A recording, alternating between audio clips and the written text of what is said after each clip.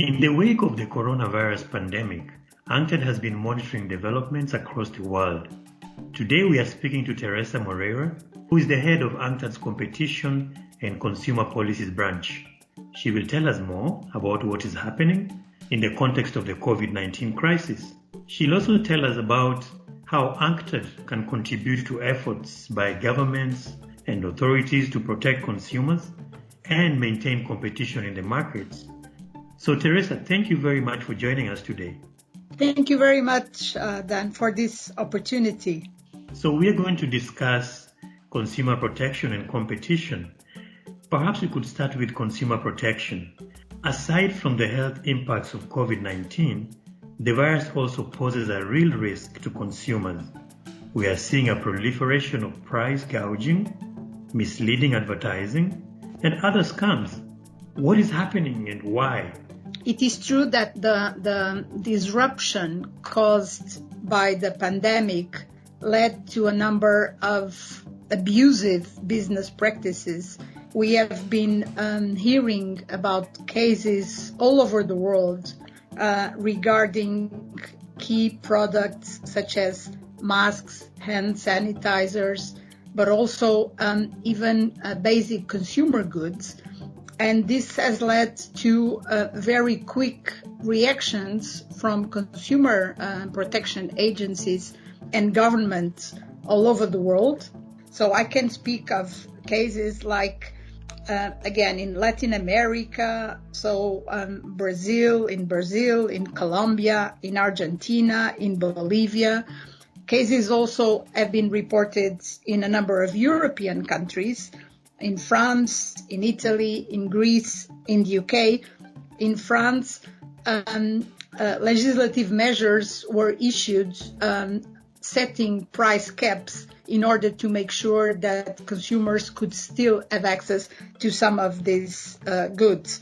But also in other parts in the world, in Africa, so in Kenya and Nigeria, a number of practices were identified, for instance, by supermarkets, and the Consumer and Competition Agency had to intervene. So this has been a little bit all over.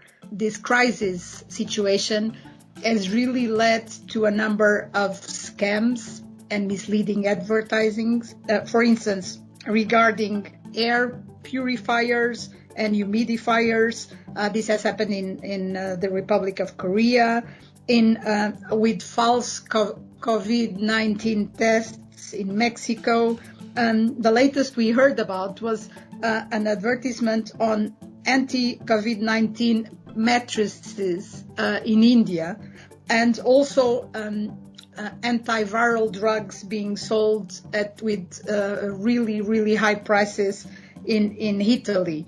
And because of this, a number of market monitoring initiatives are taking place, and exchange of information between, again, countries is extremely important, so that a number of these rogue traders are identified, because, of course, they tend to be the same. Thank you very much. Those are very alarming practices that you mentioned. So what specifically are countries and consumers doing, or what can they do to manage this flood of unfair business practices? Well, you know that consumer information, that is to say, the consumer's right to information, is in a way the first consumer right, but of course it also implies an obligation of consumers to get information so that their choice is informed.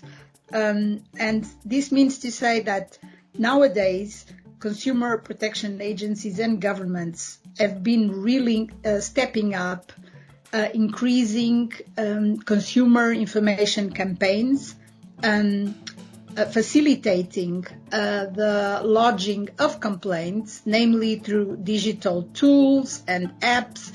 So facilitating consumers to reach out to public bodies, sharing their concerns, presenting their queries, and being able to get support, to get advice on how to proceed.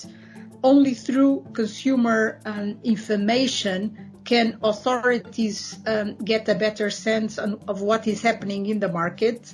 And this really complements market monitoring actions that I believe are now being fully implemented.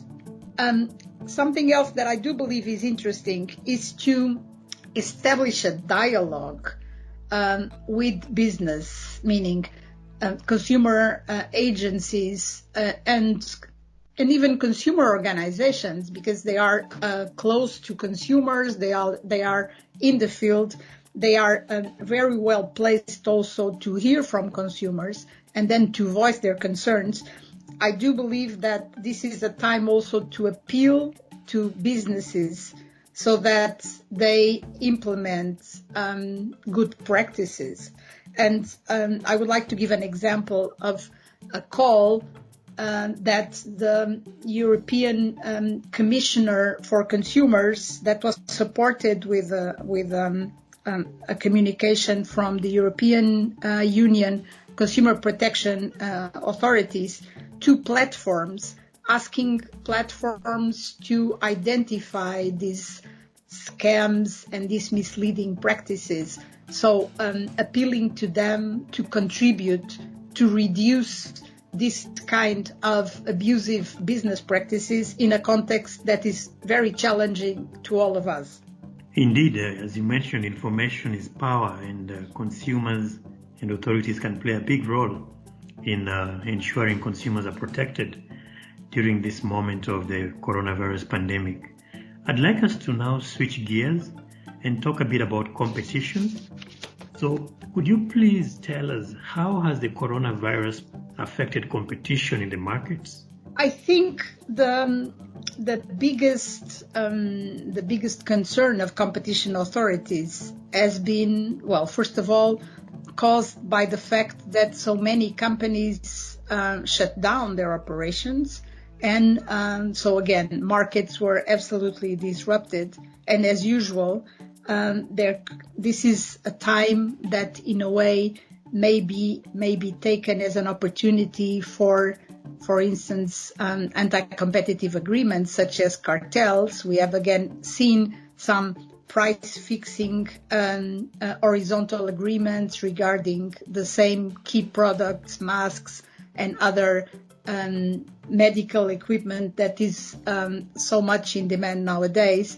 So in countries like China or Brazil or Russia, competition authorities have been actively against this kind of practices. Competition authorities have had somehow to be more flexible in understanding the overall market conditions and reacting to the needs, for instance, of small and medium-sized companies still being able to buy goods and to supply them at affordable prices, to ensure that key services like energy or banking services were subject to provision that allowed consumers to afford them. Competition rules have been subject in a number of jurisdictions to exemptions, that is to say, to temporary exceptions. I can give an interesting example of South Africa, where a number of sectors were subject to these block exemptions. For instance, the healthcare sector, of course, due to the need to attend to the health concerns of the population, but also retail property, the banking sector, services, or supermarkets functioning. Competition authorities have been able to adjust to these exceptional circumstances. Now, there is something interesting that is always a part of competition law.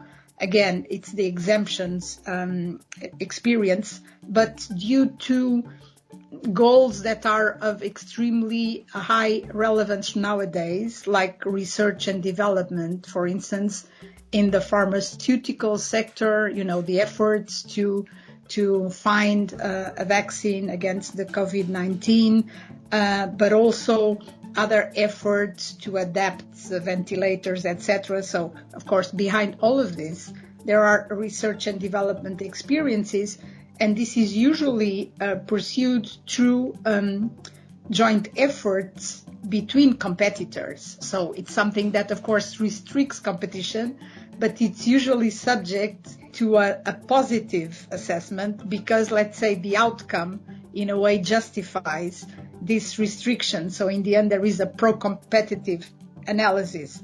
In a number of countries, this kind of agreement, so either between SMEs in order to ensure the regular supply of key goods or in for research and development purposes, have been subject to these exemptions.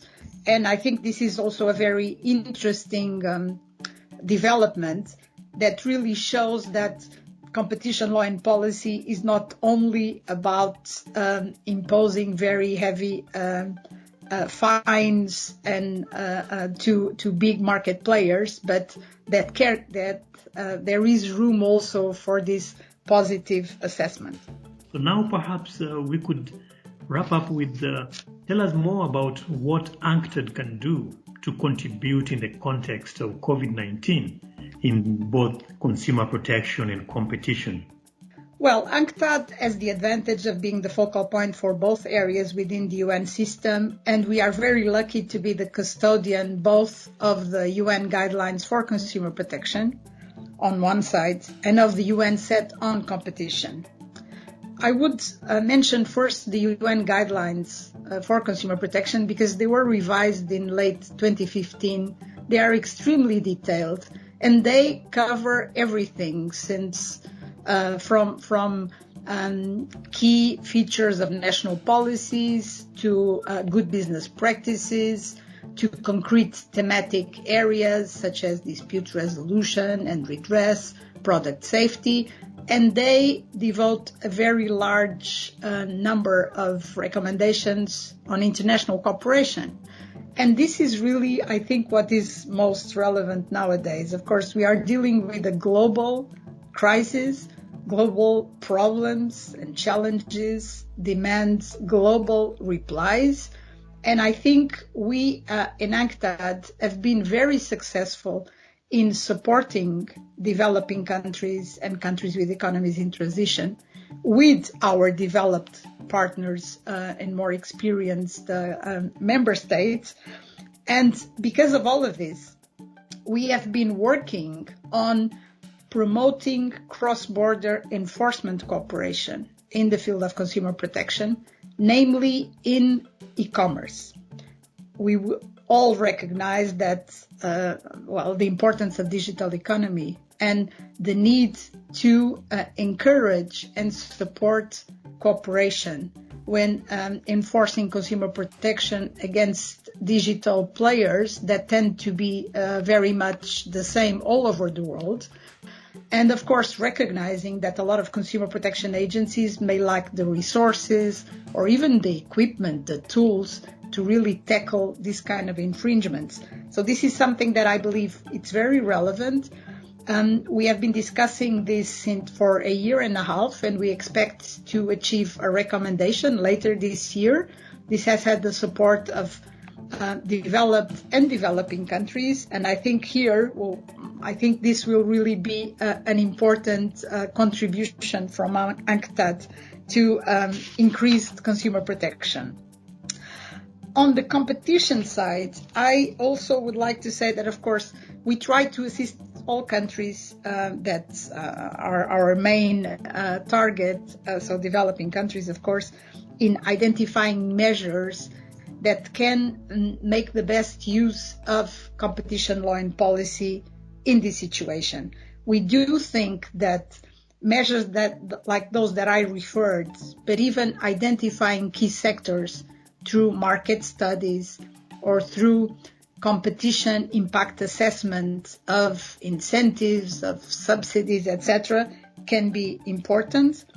Again, here we do support international cooperation. We have been working on a new international cooperation mechanism that was discussed and agreed in our last group of experts meeting in July 2019.